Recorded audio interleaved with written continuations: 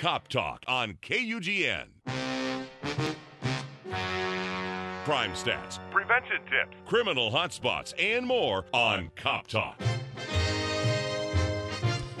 Just about 7:40 Thursday morning, January the 22nd, 2015. You know the music. It's now time for our edition of CopTalk. Grant McHill, along with Storm Kennedy, that would be me, and she is crime prevention specialist Margaret Mazzotta in studio with us this morning. Good morning, Margaret. Good morning.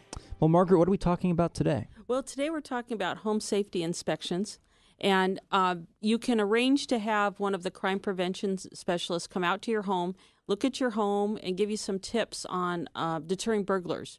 And that number would be 541-682-5137. But a couple of tips just off the bat is look at your home. You know, stand outside, look down the street. What does your home look like? If you were going to pick a home to burglarize, would your home be a target? What's the view from the street? Is the entry to your home visible? Or are there a lot of shrubs around that? And what is the lighting like around that? When we talk about home security surveys, we're basically looking at three things: locks, lighting, and landscaping. So are your locks secure? You know, or do they stick? Or does the door sometimes, not shut right? Those types of things.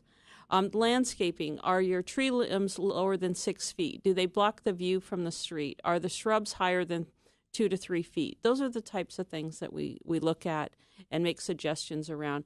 And we were talking a little bit before we went on air about the cost. And oftentimes, for minimal costs, you can make your house less of a target compared to some of the other houses. And, ideally it would be nice if people didn't commit crimes, but in reality, if we can at least make your home safer, we've achieved our goal. Now, these home inspections, they're free by the Eugene Police Department, right? If you live in the city, they're free. So, and we, gladly come out there and look at that. We also can help you write down the serial numbers on some of your property. If you write down your property and take pictures of your valuables, we give you a little sticker to put on your door that says property marked for police identification. So that's another deterrent. So basically what that is telling the burglars, if they break in and steal your property, it's been marked. And so we have serial numbers and that sort of thing. So hopefully it's a little less desirable for them to take that property. Margaret, take us inside of the mind of a criminal, of a burglar. Are they looking for ease of entry? Are they looking for something to steal in particular? How does their mindset work? Good question. It's both. They want ease of entry. Oftentimes, burglars are not in your house for a very long time. They want in, they want out. Generally, they're looking for things like jewelry, electronics, things that are easy to get rid of, easy to sell, easy to trade, that sort of thing. So. Margaret, what about casing a home? We were burglarized years ago, and we had an open house because we were selling our house. And I'm sure that we were cased because when they came back, they knew we were gone. They knew what they were taking. They were in and out in a matter of probably less than 5 minutes. This is a country property, but still, when you have open houses, when you have folks come in to clean your house or maybe give you an inspection of something, what are your suggestions around that? That's a really good question, and I'm really glad you said that. What I recommend is you talk to people who've used that service before. Are they reputable? I had someone do some chimney cleaning, and the person that came out had worked for that business for over 20 years. Those are the types of questions I ask before I bring service people. How long have people worked for you? That kind of thing. Also,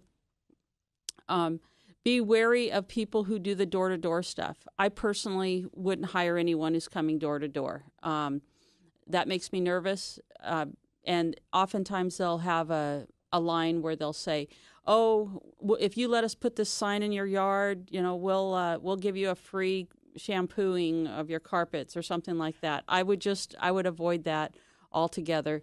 Don't let anyone in your house that you haven't called for that service. I have to tell you this story. I think I shared it with Stephen Chambers last week, but there was a door-to-door salesman in our neighborhood cleaning carpets that came by. Mm-hmm. And he was so suspect. I actually called the non-emergency line and reported him. A week later, there was a carpet cleaning door-to-door salesman arrested in Springfield. And then it was funny because we had some folks coming in here, some reputable, great 3 guys that have this incredible carpet cleaning service came to this to the radio station. And I thought, what a great time to talk about somebody that's reputable, that does the right thing, that gets out there, word of mouth, and there's somebody to back them rather than the door-to-door thing. And oftentimes, I've said this before, but if we would do the simple things like locking doors and windows, we would cut property crime by about a third in the city. That's just doing the simple things. And then next week, Harlow is going to talk about Neighborhood Watch. Oh, terrific. And so there's a lot of things that we can do that really minimize our the possibility of us being burglarized. Obviously, you'd probably recommend getting an alarm system. How effective are they? Does that cut down crime quite a bit?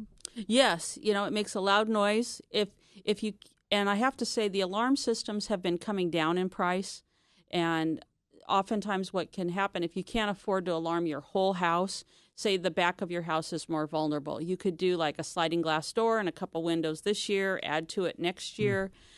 People oftentimes aren't aware of that. And so I think alarms are great.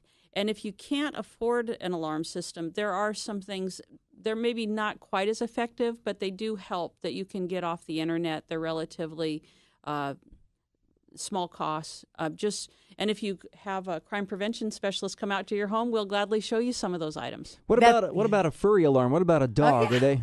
Those help, that is right? personally my favorite alarm system. Yeah, they can scare me too. Yeah, no, they are effective, and what research shows is it really doesn't matter about the size of the dog. It's just how yappy they are. Oh, okay. Right, I tell you what, and Holly's been my dog has been a great deterrent lately. I mean, she's and like I said, she does scare me because it panics you, but you're so aware. I have gravel around the outside of my house, and so you can hear whether it's a deer, a raccoon, or a person. Right. There's something, and she reacts, and then hopefully that deters. But all your suggestions are so wonderful. A free home inspection, folks, is probably the way to go, most likely, and most definitely. Do what I'm going to do. I'm going to finally have Margaret come out and do a home inspection on my house. It's simple. Pick up the phone and call 682-5137 and schedule your home inspection with Eugene Crime Prevention Specialist Margaret Mazzotta or Stephen Chambers.